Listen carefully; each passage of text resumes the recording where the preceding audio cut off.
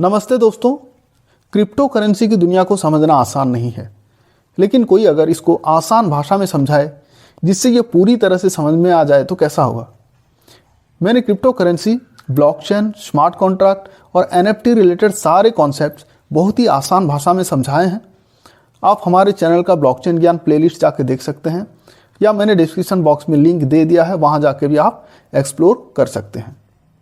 इस वीडियो में हम जानेंगे प्रूफ ऑफ वर्क क्या होता है और उससे रिलेटेड कॉन्सेप्ट्स जैसे कि माइनिंग पूल एटसेट्रा समझेंगे, और उसके साथ साथ प्रूफ ऑफ स्टेक और उससे जो भी रिलेटेड कॉन्सेप्ट्स है वह भी सारे हम लोग यहाँ पे डिस्कस करेंगे।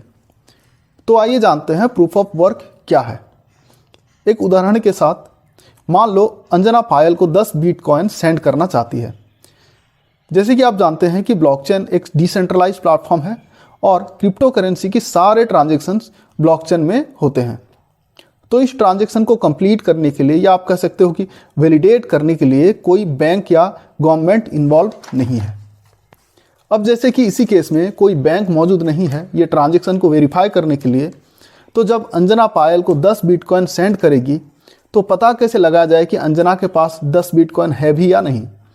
हो सकता है अंजना के पास 5 बिटकॉइन हो और वो पायल को 10 बिटकॉइन सेंड करना चाहती हो सकता है अंजना पायल को और झरना को 10-10 बिटकॉइन सेंड करना चाहती हो, जबकि अंजना के पास सिर्फ 10 ही बिटकॉइन हो।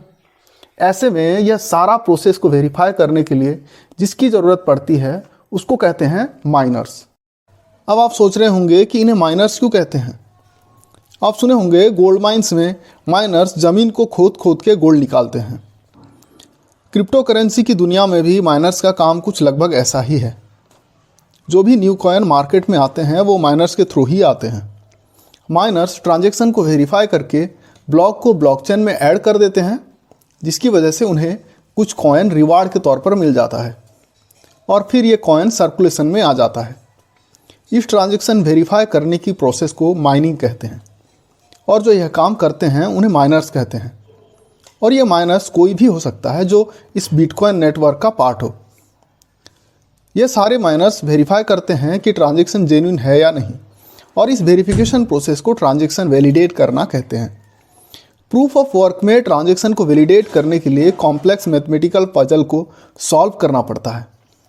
यह कोई आम पजल नहीं है जो पेन या पेंसिल में सॉल्व किया जाए, बल्कि ऐसा पजल होते हैं जिन्हें सॉल्व करने के लिए पावरफुल कंप्यूटर्स और ग्राफिक कार्ड्स की ज़रूरत पड़ती है। काफ़ी ज़्यादा कंप्यूटेशनल पावर की ज़रूरत पड़ती है। एक ट्रांजैक्शन को वेरीफाई करने के लिए बहुत सारे माइनर्स अपने कंप्यूटेशनल पावर के साथ इस पजल को सॉल्व करने के लिए compete करते हैं, और कोई एक माइनर ही इसी पजल को सॉल्व कर पाता है और ट्रांजैक्शन कंप्लीट हो जाती है। यह सारा प्रोसेस बहुत फास्ट होता है और मिली सेकेंड्स में कंप्लीट हो जाते हैं। फिर माइनर्स दूसरे ट्रांजैक्शन को वैलिडेट करने में लग जाते हैं। अगर देखा जाए तो यह एक डिसएडवांटेज भी है प्रूफ ऑफ वर्क का, क्योंकि एक ही ट्रांजैक्शन को कंप्लीट करने के लिए हजारों माइनर्स एक दूसरे से compete करते हैं और सिर्फ एक ही माइनर इस काम को कर पाता है। बाकी सारे माइनर्स की कंप्यूटेशनल पावर वेस्ट हो जाती है, जिसकी वजह से काफ़ी सारा इलेक्ट्रिकल एनर्जी की खपत होती है। और इसी वजह से एक्सपर्ट्स का कहना है कि प्रूफ ऑफ वर्क भले ही एक डिसेंट्रलाइज्ड प्रोसेस है, लेकिन यह इन्वायरमेंट पोल्यूशन को भी बढ़ावा देती है, क्योंकि इसमें एनर्जी कंजम्पशन काफ़ी ज़्यादा होती है। अब जानते हैं माइनिंग पूल क्या होता है। क्रिप्टो माइनिंग के दौरान बहुत सारे माइनर्स अपने कंप्यूटेशनल पावर के साथ एक साथ मिलकर माइनिंग करते हैं, ताकि कंप्यूटेशनल पावर ज़्यादा हो और ज़्यादा से ज़्यादा ट्रांजैक्शन वेरीफाई कर सकें। माइनिंग पूल से ब्लॉक रिवार्ड मिलने के चांसेस भी बढ़ जाते हैं, और माइनिंग पूल के सारे माइनर्स अपने कंप्यूटेशनल पावर के अनुसार रिवार्ड को अपने बीच शेयर कर लेते। अब जानते हैं प्रूफ ऑफ स्टेक क्या होता है।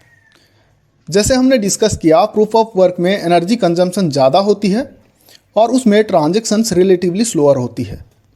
इसको ओवरकम करने के लिए एक दूसरा मेथड का इस्तेमाल किया जाता है, जिसे कहते हैं proof of stake. Proof of work में ट्रांजैक्शन को वैलिडेट करने के लिए माइनर्स होते हैं, जबकि प्रूफ ऑफ स्टेक में ट्रांजैक्शन को वैलिडेट करने के लिए वैलिडेटर्स होते हैं। प्रूफ ऑफ वर्क में ट्रांजैक्शन को वैलिडेट करने के लिए कंपटीशंस होती है, जबकि प्रूफ ऑफ स्टेक में कंपटीशंस नहीं होती, बल्कि कोई एक वैलिडेटर ट्रांजैक्शन को वैलिडेट कर देता है। अब सवाल आता है कि कौन सा पर्सन को सिलेक्ट किया जाए एज ए वैलिडेटर ट्रांजैक्शन को वैलिडेट करने के लिए। प्रूफ ऑफ स्टेक में कोई भी वैलिडेटर बन सकता है जो उस ब्लॉकचेन नेटवर्क का पार्ट हो। बस शर्त यही रहता है कि उसे स्टेक के तौर पर यानी कि सिक्योरिटी के तौर पर कुछ कॉइन्स जमा करना होगा। प्रूफ ऑफ वर्क के डिमेरिट्स को ओवरकम करने के लिए इथेरियम अपना इथेरियम 2.0 ला रही है जो प्रूफ ऑफ स्टेक मैकेनिज्म पे काम करेगी। इथेरियम जब अपना प्रूफ ऑफ स्टेक लाएगी तो वैलिडेटर बनने के लिए 32 इथेरियम स्टेक पे रखना होगा। अब इतने सारे वैलिडेटर्स ब्लॉकचेन नेटवर्क में होंगे तो वैलिडेटर का सिलेक्शन कैसे होगा? वैलिडेटर का सिलेक्शन करने के लिए एक एल्गोरिदम यूज होता है जिसमें रैंडमली किसी एक वैलिडेटर को सिलेक्ट किया जाता है और ट्रांजैक्शन को वैलिडेट करने के लिए कह दिया जाता है। जिसका ज़्यादा कॉइन स्टेक पे होता है उसका वैलिडेटर होने के चांसेस ज़्यादा होती है। अब प्रूफ ऑफ स्टेक में क्योंकि एक ही वैलिडेटर होता है इसलिए यह चांसेस बढ़ जाता है कि वैलिडेटर किसी फेक ट्रांजैक्शन को वैलिडेट कर दे या किसी ट्रांजैक्शन को गलत तरीके से वैलिडेट कर दे। इसी केस में उसने जो भी कॉइन स्टेक में लगाए होते हैं वह सारे कॉइन्स ले लिए जाते हैं और इसी प्रोसेस को स्लैशिंग कहते हैं। अब हम प्रूफ ऑफ वर्क और प्रूफ ऑफ स्टेक के बीच में जो डिफरेंस है उसे एक बार समराइज कर लेते हैं। सबसे पहला डिफरेंस यह है कि प्रूफ ऑफ वर्क मैकेनिज्म में एनर्जी कंजम्पशन ज़्यादा होती है जबकि प्रूफ ऑफ स्टेक में एनर्जी कंजम्पशन कम होती है। क्योंकि प्रूफ ऑफ वर्क में किसी ट्रांजैक्शन को वैलिडेट करने के लिए ब्लॉकचेन नेटवर्क की सभी कंप्यूटर्स compete करते हैं और सिर्फ कोई एक कंप्यूटर ही ट्रांजैक्शन को वैलिडेट कर पाता है। इससे बाकी सारे कंप्यूटर्स की कंप्यूटेशनल पावर और इलेक्ट्रिकल एनर्जी वेस्ट हो जाती है। दूसरा डिफरेंस यह है कि प्रूफ ऑफ वर्क ज़्यादा डिसेंट्रलाइज्ड है और सिक्योर्ड है जबकि proof of stake relatively less decentralized है और कम सिक्योर्ड है। तीसरा डिफरेंस यह है कि प्रूफ ऑफ वर्क मैकेनिज्म में ट्रांजैक्शन स्लो होती है और कॉस्टली होती है जबकि प्रूफ ऑफ स्टेक में ट्रांजैक्शन फास्ट होती है और चीप होती है।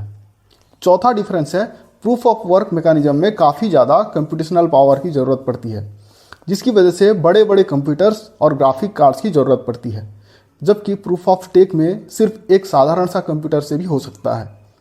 Bitcoin cash, bitcoin, light coin ये सारे crypto currency proof of work mechanism में काम करते हैं जबकि कार्डानो प्रूफ ऑफ स्टेक में काम करती है।